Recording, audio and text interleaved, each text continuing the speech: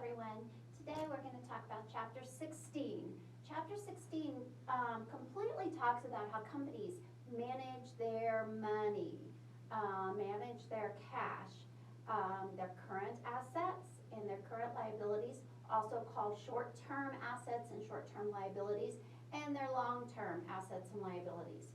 I explained to you back in the accounting chapter that assets are what you own, liabilities and owner's equity are how you paid for it. So that accounting equation, assets equals liability plus owner's equity.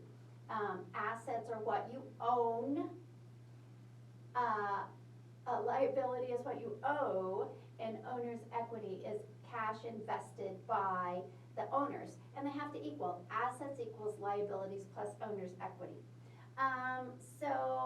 We're going to start out talking about short-term assets, short-term liabilities, move on to long-term assets, long-term liabilities, and end up with owner's equity.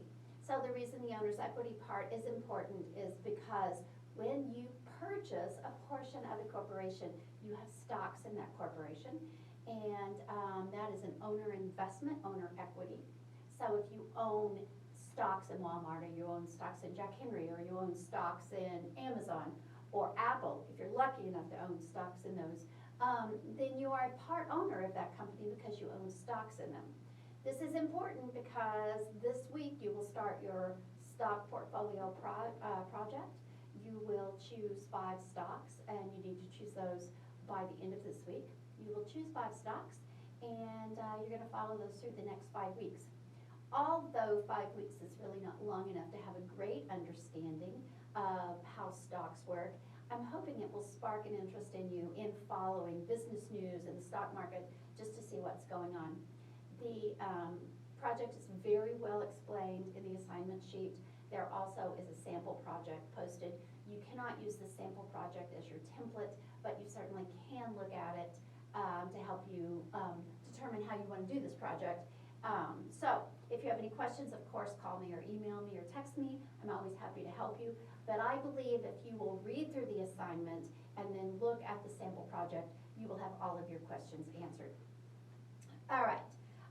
Short-term assets, current assets, or anything that's due or payable, liabilities payable, assets due, liabilities doable within 1 year. It's very important that companies have their current separated from their long-term because within 1 year, that's a quick turnaround. You don't want to be scrambling for money within the next year if you're a corporation. You need to know when your money's coming in and when your money's going out.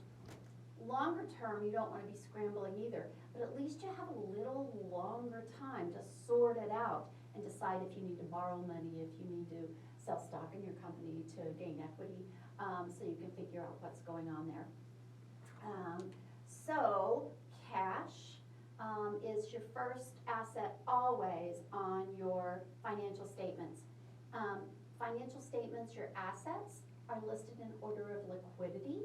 And liquidity just means how quickly you can turn them into cash. Cash is cash, so it's always first. Usually accounts receivable and then inventory. So they're listed in order of liquidity. That's an important word that if you don't have an understanding of, you need to look up. Companies need to make sure that they have enough money on hand to pay their normal daily expenses, employees' wages, utility bills, supplies. Companies usually need to know how much it costs them to run the business every day and every week. Many companies have a lockbox, so that I know many credit cards have a lockbox, so if you still mail in a check, I know most of you don't even use checks, but if you do, you'll mail it to P.O. Box 2765432 somewhere in Utah, and that just means that company opens those letters, deposits the check directly into an account so that the companies have quick access to them. Now that we pay so many things electronically, companies also have quicker access to their money than they did years ago when everything was sent by mail. Companies want to make sure they're investing their idle cash. Idle cash earns a company nothing. And there are really, really good short-term investments, marketable securities, treasure bills, that a company can invest their money in for 30 days or 90 days so that their money's just not sitting there idle. Retailers usually have spare money right after Christmas, because they just had big sales during Christmas. So it makes sense for them to invest that money in short-term investments, earn a little interest on it. Sometimes interest may just be 1 or 2%, but to draw 1 or 2% is better on just letting the money sit idle and not earn anything for you. Here's a list of some short-term possibilities: treasury bills, commercial papers, CDs, euro dollars. I know a lot about most of these, except I don't know much about euro dollars and about investing in foreign currency. But I can assure you, if I was working for a company and I was their financial manager and in charge of managing their business, I would do a lot of research on euro dollars. I would do a lot of research on each of these. I would be fully prepared and invest the money in a safe way where I could get the highest amount of money. Return interest for these companies. Again, idle cash does a company no good. It just sits there earning nothing, and they need to either invest it back in the business or invest it in some short-term possibilities, so they get at least some interest on it. Accounts receivable is money that other people owe you. I'm going to talk about accounts payable in a little while. And that's a liability. Accounts receivable is an asset, and it's money that you expect to receive from your customers. So often we offer credit to customers, and we expect them to pay us back. Sometimes we want them to pay us quickly. So there's some ways to maximize accounts receivable and get your money back. First of all, you want to make sure you're looking at a credit rating on all of your customers or anyone you're loaning money. You want to make sure that you're going to get that money back. There's really good credit rating agencies. There are agencies that rate your credit, and banks or car dealerships look at that before they loan you money. You also can offer what's called terms. Terms are what you offer to get people to pay money quickly. So a common term is 2% if you pay in 10 days, net the full amount if you pay in 30 days. And this is the way terms are always written. 2%, the percentage, if paid in 10 days, net amount owed in 30 days. This is very common terms. So if they pay you quickly within 10 days, they get a discount off their bill. If they pay you in the full 30 days, they get no discount. And if they take more than 30 days, then usually you will charge them interest or a penalty. So this is common terms. If you saw 5 net 15, it means you would get a 1% discount in 5 days. The full amount's due in 15 days. It is always written this way. It usually will say terms before it. But if you want people to pay your bills, you offer them terms. If you owe an accounts payable to someone else, you want to use those terms to your advantage. You want to get that 2% discount by paying it within the 10 days, if you can at all. Lots of companies make a good return on money. They really reduce the cost of their inventory, or the cost of their supplies, by using the terms to get a discount over and above what they have already negotiated on the cost of whatever they're buying. Optimizing inventory. I feel like that's so self-explanatory, but you know that inventory is what retailers own or have for sale, and you need to make sure that you don't have too much inventory, that you don't have too little inventory. And sometimes in the first year of businesses, companies have trouble figuring that out. So inventory, if you have too much money, it ties up money that's unnecessary. And if you have a shortage of inventory, you don't have enough to sell your customers. So you really have to get into a business really quick and get your handle on inventory, because usually it's pretty expensive, and usually it is a way that you can use a lot of unnecessary money if you aren't careful about it. Accounts payable are those trade credits. That's money you owe other people. Credit extended by your suppliers when you purchase their goods. I've already talked to you about terms. Most suppliers offer you terms if you pay early.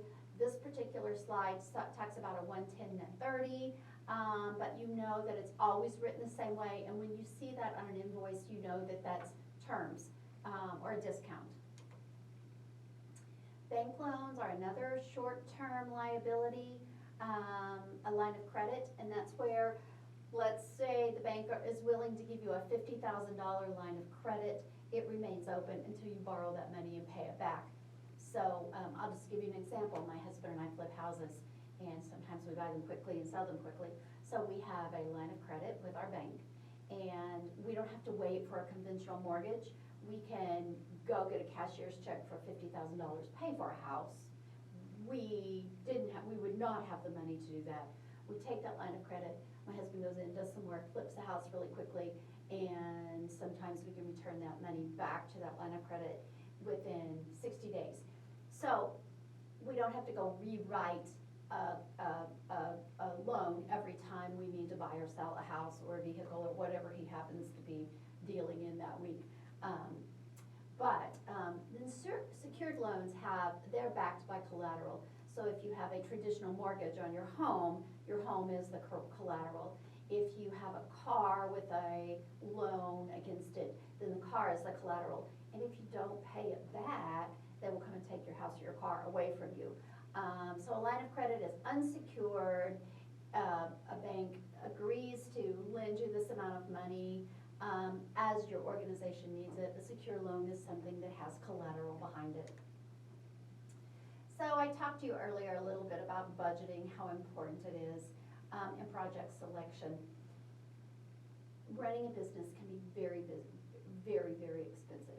An expansion of a business is really expensive. It doesn't mean if you're expanding the size of your business, your product line, what you're willing to offer people, the amount of employees you own. Expansion is very expensive, and companies have to budget carefully and figure out where that money is going to come from for capital budgeting and project selection. You have to assess the risk. A risk is how long it takes you to get paid back, or how likely you are to lose that money. Often in new product offering, there's a great deal of risk, because what if consumers didn't want it? The one company that hasn't had a problem with that is Apple.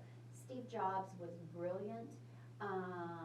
He was a master entrepreneur. He was a master at making you desire his new products. I've taught this class for a long time. When I first started teaching it, I would have told you that a cell phone wasn't a necessity. But I too, and students would go, oh yeah, I have to have it. What if there's an emergency? I too sort of changed my idea about that. First of all, we don't have a home phone. But it is now a necessity for everyone, I think, and certainly a smartphone. But Steve Jobs, before his death, really changed our thought processes on technology. The Apple computer, the iPhone, the iPad. He was just a really brilliant man, both at coming up with great new ideas and at making you think you need those great new ideas. After this video, I'm going to post a video about Steve Jobs and when he spoke to Stanford University at the graduation. And I want you just to watch it. It is not required that you watch it, but if you have 20 minutes of time, I encourage you to watch it, because he was quite a man, and he really made a huge impact on technology in the world as we know it today. So, financing with owner's equity. We talked about liabilities. You know what assets are. They're what the company owns. We talked about liabilities, short-term and long-term liabilities. And now we're going to talk about owner's equity. So corporate ownership is done by owning stock in the company. So you buy stock in the company. That's a kind of owner's equity. Retained earnings is a kind of owner's equity. Retained earnings are what the company has earned and is saving for future use. And so when you make a profit each year, that is called retained earnings. Some of it is paid out in dividends. Dividends is the amount of money that the company gives you on each stock that you own. But you have stock, which is the owner's investment in the company, retained earnings, what the company has earned and kept within the company, and dividends, which is what the company has earned and paid out to its owners. So as we look at stocks, you're gonna have to find stocks from 5 different companies. These companies have to be publicly traded on the New York Stock Exchange or the NASDAQ. I make that caveat because one time a student bought his stocks. He didn't buy, he was following stocks on the Chinese market, and I had to try to look up stocks in the Chinese market to verify it. So I don't speak Chinese, and I translated it to English on the computer, and it was just really time consuming. So now you can find plenty of stocks on the New York Stock Exchange and the NASDAQ to use in your project. Both exchanges are now publicly traded. Electronic markets, people can buy and sell on the internet. The NASDAQ has traditionally always been an electronic market. The New York Stock Exchange was traditionally a floor traded market. You guys have all seen those movies about the New York Stock Exchange and market, and they're ringing bells and shouting and yelling and on phones. And so the New York Stock Exchange is still a floor traded market. However, with technology, a lot more is done online today. So, how do you measure market performance? Investors and financial managers need to know how a company is performing. It's all on the internet. You can look at their financial statements. You can ask people. There are indexes, averages, all this stuff is part of learning about the stock market. An index compares current stock prices with those in a specified base period, and an average is the average of certain stock prices, and some are weighted averages that they compare others. There are a lot of ways to learn about the stock market, and as you mature, get older, get a degree, have a little money, and you start investing in the stock market, I encourage you to learn more about it. Ways you can learn about the stock market: start reading about it, start reading business journals, start reading the newspaper, start looking up companies on the internet, ask people who know something about the stock market, join a stock club. You need to start, as a business person, you need to start learning about companies and buying stock in them, and all of you are gonna have retirement accounts at some point. And it just becomes important to be very, very educated.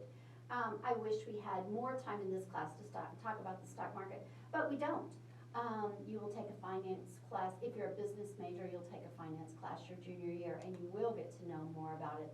But we don't have time. We only have one chapter. That's why it's called a survey, but I hope that this encourages all of you and is a spark for you guys to start following businesses and what they're doing. So that's it for chapter 16. Get busy on your stock portfolio project. It's not a hard project, but you do have to follow stock prices for the next 5 Fridays. Be sure and email or text if you have any questions, and I hope you all have a really good week. Thank you.